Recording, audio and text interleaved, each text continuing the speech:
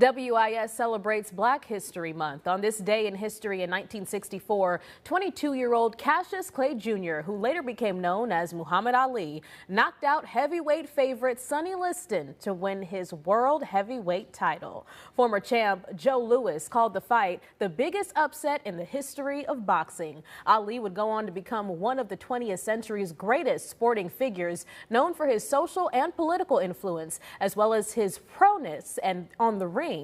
He would go on to become the first boxer to win the heavyweight title 3 times in 1978 before retiring the following year. Ali was awarded the Presidential Medal of Freedom in 2005. He passed away in June of 2016.